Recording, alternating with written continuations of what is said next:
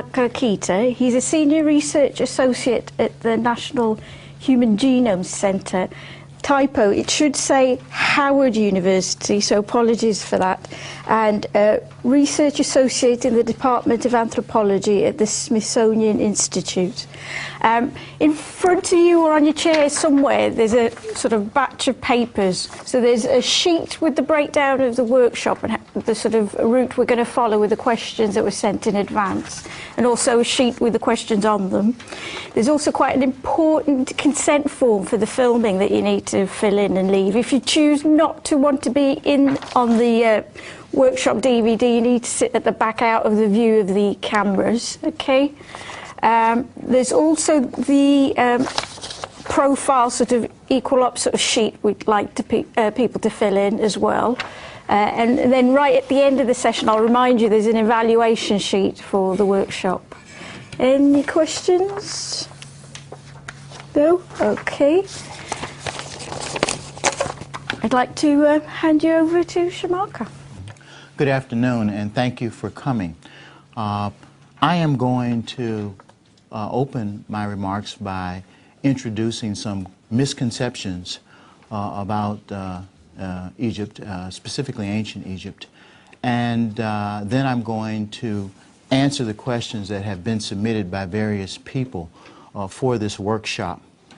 After these questions have been answered, I will do a slide presentation that will cover some major concepts that deal with notions of origins, but also different fields such as archaeology, physical anthropology, including some genetics, as well as historical linguistics, because these are the kinds of topics that will allow any sort of objective analysis of any type of origins questions. Of course, origins itself is a very difficult subject, and sometimes people confuse origins with explanations, but we shouldn't do that. You know, knowing that someone has come from London or from Reading doesn't necessarily tell you how they're going to act, what they're going to do, what they're going to write, and we can expand that perspective in many different ways. Would you please turn on the slide projector? What's it on? Oh, it's on. Okay.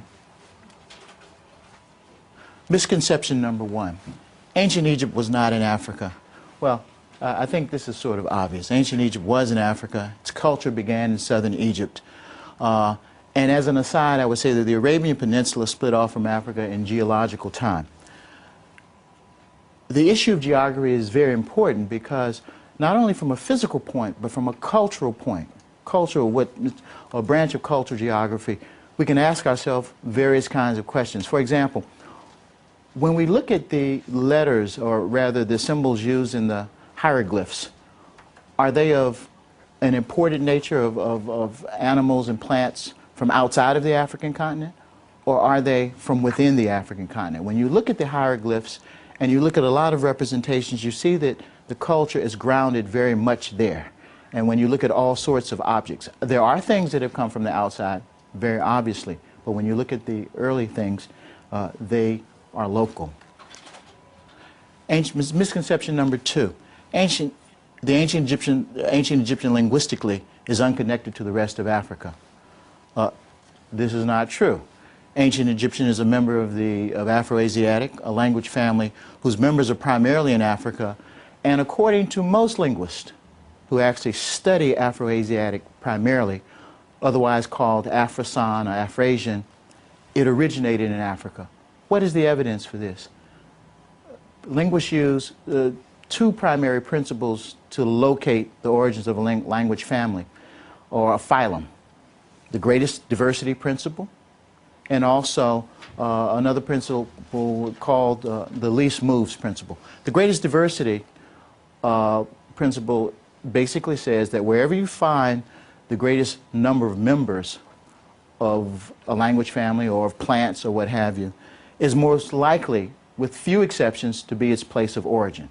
In the case of Afro-Asiatic, 5 or 6 of the members, depending on how many members you believe are in the family, are found in Africa and Africa alone. The 6th member, or rather the 6th or 7th member, is found in the Near East, namely the Semitic family.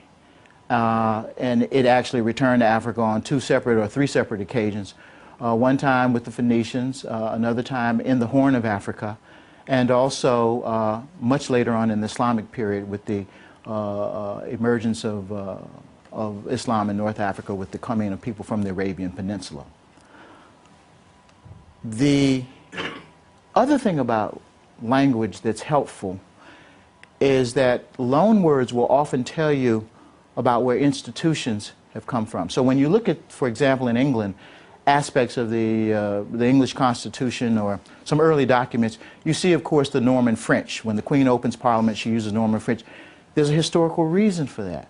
When you look at the words for high officials and what have you in ancient Egypt, major ritual objects, etc., these words are all local words. There's no evidence that they were imported from the outside. Okay? No evidence for that. Were there outside influences? Yes. They were all accepted on terms of the people in the Nile Valley. Okay? That's very important to understand.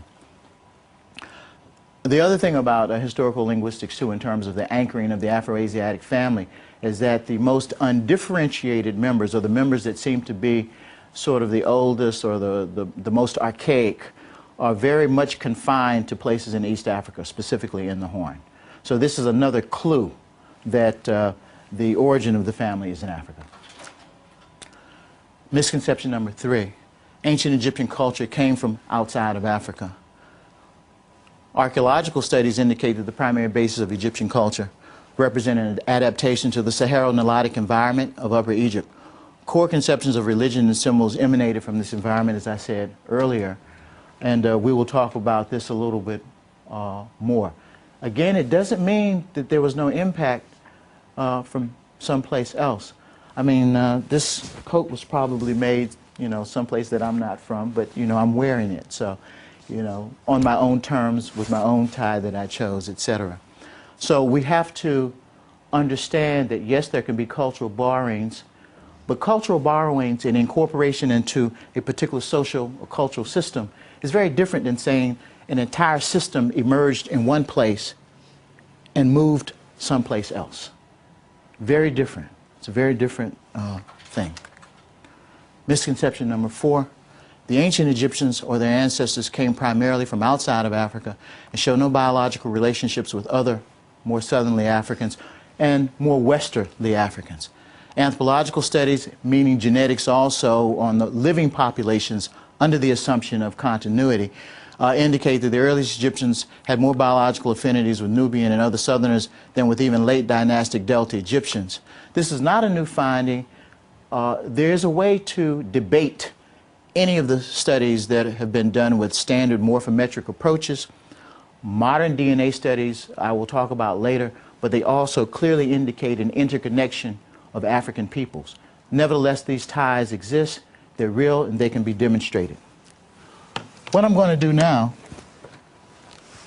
is answer some questions that were submitted to this workshop.